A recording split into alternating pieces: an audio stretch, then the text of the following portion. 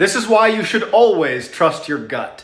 In the 1970s, a young couple decided to go for a late-night hike in the woods. A couple minutes into their walk, and the man remembers thinking something's not right. He tells his girlfriend, but they just decide to ignore it and keep going, until he steps on something that felt really soft, like it was alive.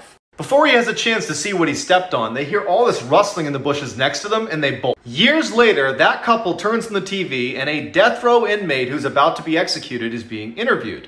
And they ask him, was there ever a time that you were almost caught red-handed? He responded, yes, one time. I was in the woods, and a couple walked through, and the man actually stepped on the body of a girl I had just killed. I was hiding in the bushes just a few feet away. They didn't see me. That couple had run into one of the worst serial killers of all time, Ted Bundy.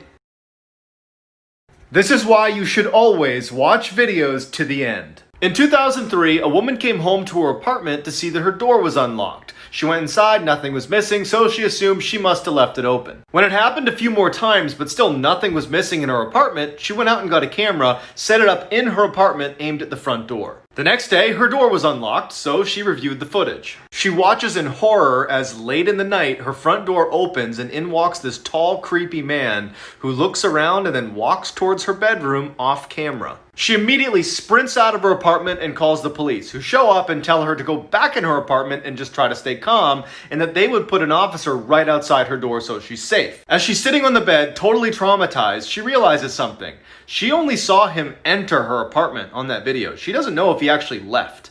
As she's sitting there, she feels breathing on her ankles. She runs out, the cop comes in, and he finds the tall, creepy man under the bed holding a knife and a camera. One time when I was in 8th grade, I got a hickey on my neck because I had daddy issues, and my teacher noticed and sent me to the principal's office, and the principal was like, I'm calling your mom, and I was like, I burned my neck with a curling iron on accident, and she was like, no, you didn't. So on the bus ride home, luckily my best friend and I shared the same bus stop, and I asked her if I could go to her house really quick to burn my neck with her curling iron, and she said yes. So when I walked into the house, my mom was literally ready to beat my ass. And I was like, Mom, look, it's just a curling iron burn. And she was like, wait, yeah, that's clearly just a curling iron burn. And she got so mad and she called the principal and she demanded that she apologize to me. And the principal had to apologize to me. And to this day, my mom still doesn't know.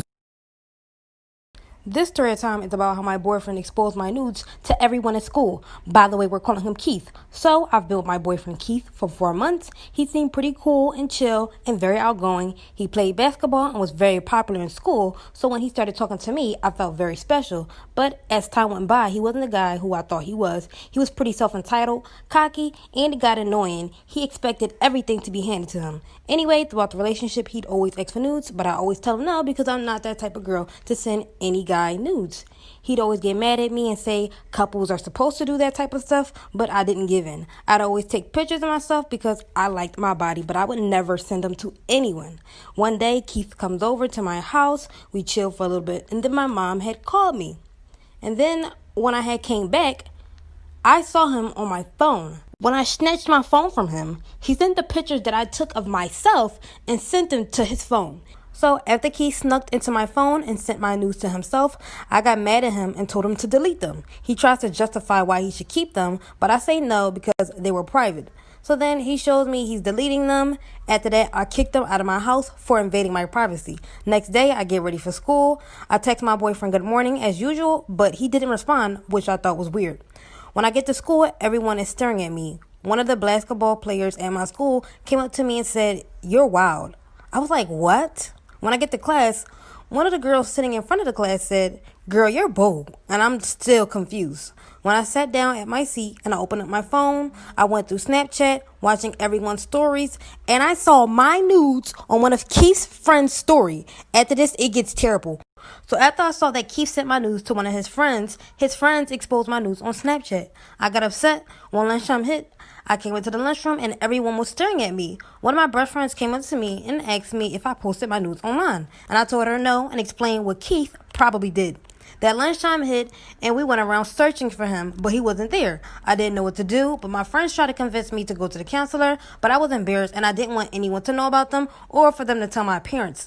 I tried texting Keith on why did he do that, why did he send those people my pictures, but he just blocked me. I wasn't even sad about it no more, I just got upset. So I called my older brother about it, and I told him what Keith did. And he said he'd be at my school at the end of the day and that he'll handle the whole situation. So school ends and everyone is leaving out. Me and my best friend walk out together to meet up with my brother. When I get outside, all I see is my brother and his friends jumping Keith.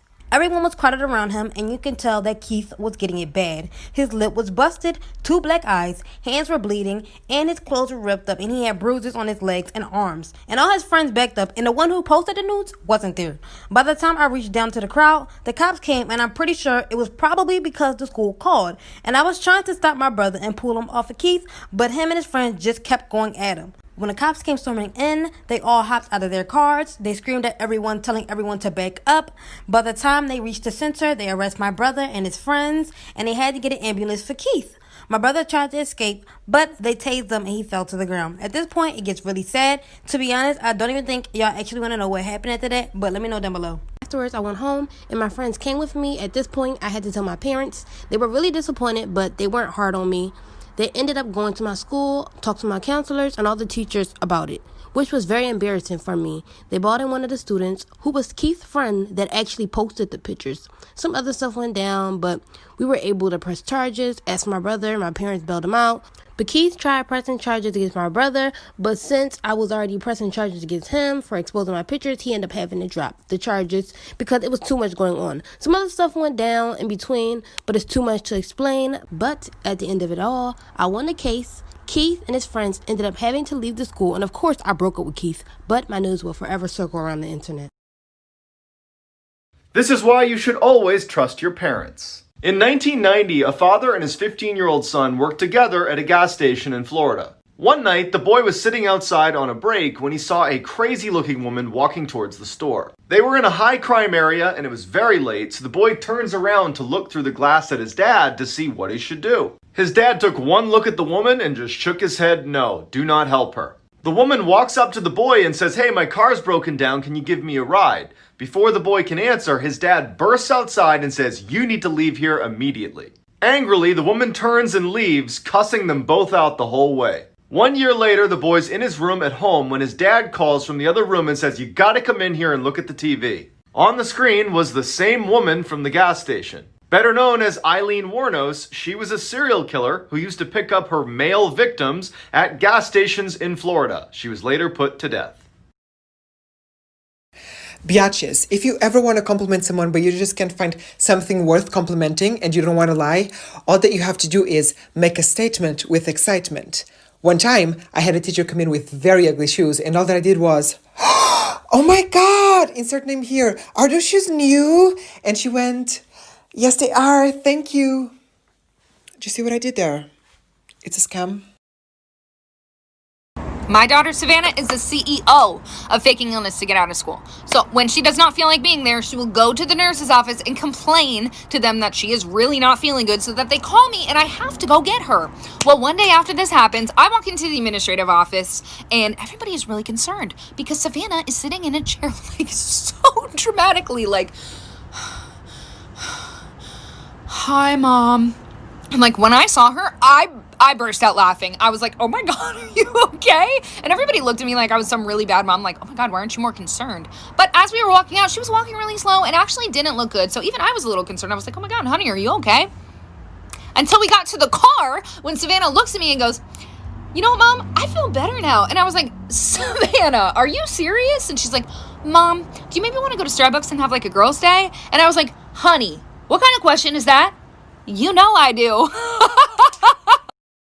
She tries to switch all the lights back on, but they're not working anymore, and all of a sudden she's finding it really hard to breathe. She's afraid she might faint, so she kneels down onto the floor. Then suddenly she feels sharp nails running down her back, and she tries to move, but she feels so weak that she can't. She turns around to see who it is, but before she can, she blacks out. The next thing she remembers is waking up in a hospital bed, and her mom is sitting next to her looking really worried. Her mom's like, "Everything's okay, there was a carbon monoxide leak in the apartment, and you passed out." The nurse is like, "In the next few weeks you may feel tired or sluggish or have hallucinations, don't worry, that's totally normal. And my friend is like, what about the back scratches? Her mom's like, what are you talking about? So she runs to the bathroom, pulls up her hospital gown, and there are 4 dark scratches on her back. When she comes back from the bathroom, her mom looks concerned and she goes, honey, there's also something else you should know. Dave, who lived on the first floor, passed away, and they've been cleaning out his apartment and they found something. And it might freak you out, but I feel like you should know about it. Her mom tells her that they found a weird box of things in his closet, and inside that box were random pictures of her, an old hairbrush, pieces of hair, a pair of shoes that she thought she had lost. And the nurses think that the scratches are from when she fainted, but she's sure she felt someone scratching her back, and she's sure that it was the ghost of Dave. Okay, story time. So I work at a jewelry store, and today a man came in looking for a gift for his wife for their 10th year anniversary. He ended up picking out a piece that said, "My beautiful wife." And I said, "Anything else for you today?" And he said, "No, that's it for her, but I do want to make another purchase using a separate credit card. And could you possibly create a different account for me?" And I said, "Sure, what are you looking for?" And he said, "Do you have anything that says girlfriend?" And I said, "Yes." And he said, "Perfect, I'll take it. And do you have anything that says happy 1-year anniversary to go with it?" And I said, "Yes." And he said, "Perfect, I'll take it." So I boxed everything up all nice and I put them in their respected bags. He had me mark a K for Kristen on the bottom of his wife's bag and an L for Laura on the bottom of his girlfriend's bag. I put pretty bows on them. I handed it to him. I said, "They're gonna love it. Have a nice day." And he said, "Thank you." And shit, I just remembered that his wife's name is Laura and his girlfriend's name is Kristen. I must have mixed up the bags. Oops. Toxic best friend story time. So I had an off and on friendship with this one girl. In my freshman year, we became friends again. And she had this boyfriend named Nicholas. And they literally fought 24/7. And every time she would fight, she would be like, "Can you please fix this for me?" So she would have me add him on Snapchat, fix it, and then block him. And guys, this literally was happening like 5 times a week. And then after she asked me to do that the first few times, I realized she started going through my phone. And when I say my phone, I mean my whole motherfucking phone. A bitch was going through my Snapchats, DMs, text messages, and I didn't know how to confront her because that's just weird. So the one day I was getting ready at her house because we were about to go out, and she was like, "I'm grounded, can I use your phone real quick?" And I was like, "Yeah, just let me Snapchat this last person back." And she goes, "No," and rips the phone out of my hand. And she starts going through my Snapchat right in front of me. And I had a streak with this kid named Nick. She goes up to me and says, "What the fuck is this?" Like for part 2.